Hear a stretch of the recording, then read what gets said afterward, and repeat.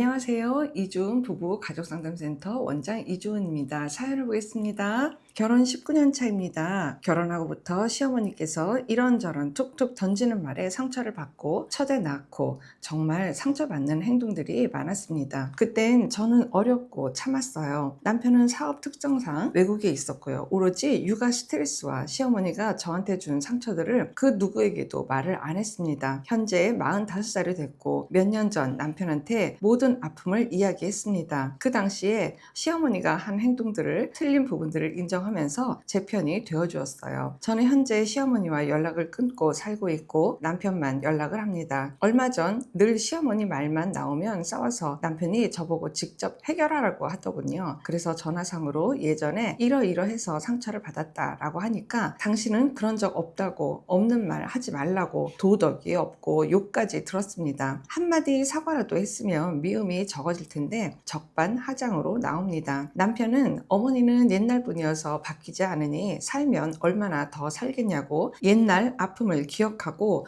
용서 못하는 제가 자기를 미치게 한답니다. 남편은 제가 며느리로서 역할을 안 해도 된다고 했는데 본인이 효도하는 것까지 왜 막냐고 합니다. 저는 남편이 자기 부모한테 효도하는 게 잘못된 건 아닌 걸 아는데 사과받지 못한 이 세월 속에서 상처받고 화병 생기기까지 한 시어머니한테 효도하겠다는 남편을 보면 결국 내 아픔은 시간이 지났으니 나아져야 되고 무시당한 기분이 들어서 더 화가 납니다. 남편은 본인이 시어머니와 사는 것도 아니고 나랑 살고 잘해주는데 뭘 더 이상 바라냐고 합니다. 남편한테 집착하는 시어머니는 늘 문자로 시시콜콜 모든 당신의 일을 이야기하는 것도 짜증납니다. 사업하느라 바쁜 우리 부부에게 늘 본인의 존재를 밝히듯이 문자를 아들한테 보냅니다. 저는 남편이 저한테 정말 못되게 군 시어머니를 같이 미워했으면 좋겠고 단호했으면 좋겠는데 나이가 많다는 이유로 엄마라는 이유로 어쩔 수 없이 모든 게 용서가 되고 효도하겠다는 말이 더 화가 납니다. 제가 못된 사람일까요? 남편은 자기가 죽어야 이 문제가 해결되냐면서 제가 숨막히게 한대요. 모든 시작과 문제는 시어머니가 만든 건데 정작 본인은 그런 적 없다 한마디로 끝입니다. 남편도 그런 시어머니가 어쩔 수 없다고 합니다. 바뀌지 않는다고 합니다. 나중에 부모 돌아가시면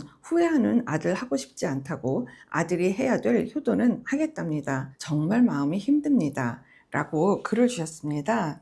지금 결혼 19년 차거든요. 거의 이제 20년 되신 부부예요. 남편이 잘해준다고는 하지만 나는 이제 여기 내면 안에 이제 아직 응축된 화병 같은 내용들이 있어서 이걸 이제 퍼대기로 좀 올려내려고 하면은 남편이 그걸 다 계속 듣겠어요. 그러다 보니까 듣다가 남편도 이제 도저히 못하겠으니까 그럼 직접 해결해라. 이제 이렇게 말씀을 주셨고, 그래서 이제 사연자님이 직접 해결한다고 이제 어머니하고 통화를 한 건데, 어머니는 뭐 완전히 이제 적반하장으로 나오시고 굉장히 힘들 수밖에 없는 이유를 저는 너무 인정이 돼요. 효도라는 명목 하에 내가 어쨌든 어머니랑 같이 안 살고 너랑 같이 살고 있지 않느냐, 이런 몇 가지의 내용들을 가지고 부인이 하고 있는 행동이 굉장히 잘못됐다라고 지금 얘기를 하고 계시는 거거든요. 말을 뒤집어 보면 내가 원래는 엄마랑도 살 수 있는데 내가 지금 너랑 살고 있잖아. 이 이야기도 지금 같이 가는 내용들이 될 것 같습니다. 너는 나한테 지금 혜택받고 있는 거야. 이런 메시지도 지금 남편한테 이 사연자님은 전달을 받았을 수도 있어요. 그러니까 완전히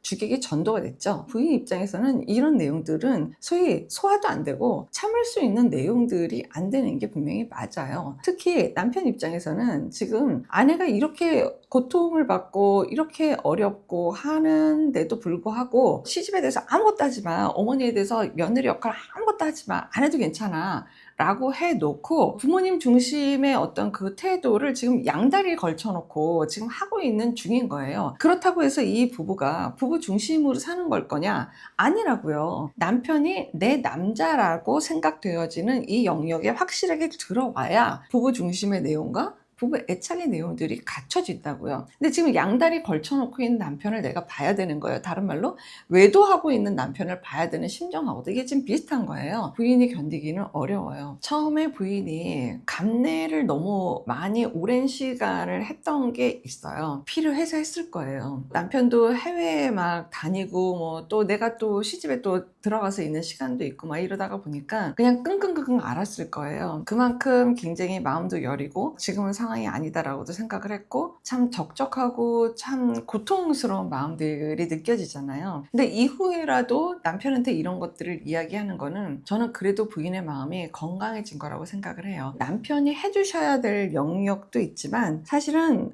그 사연자님이 직접 혼자 셀프로 해결하셔야 될 것도 한 60, 70%는 된다는 말씀은 꼭 드리고 싶어요.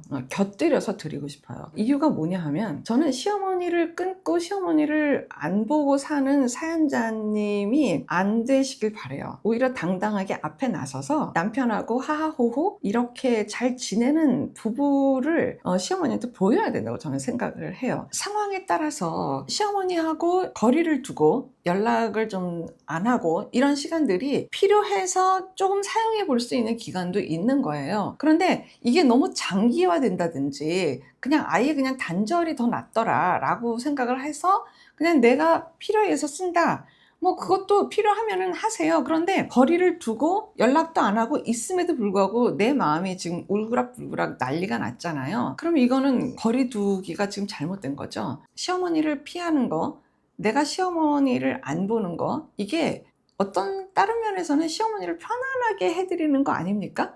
뭐 시어머니 편안하게 해드리는 거는 뭐 난 싸우자는 것도 아니지만 시어머니를 편안하게 해드리는 거 뭐 그건 그것대로 좋아요.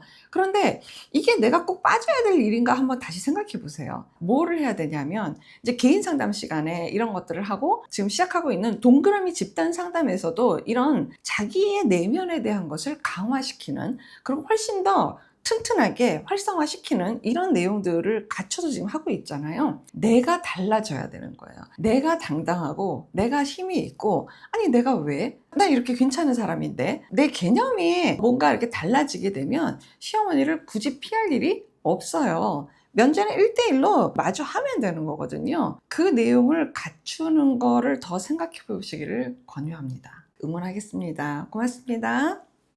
건강한 부부 애착이 나라를 살립니다. 오늘도 영상 시청해 주셔서 감사합니다. 고맙습니다.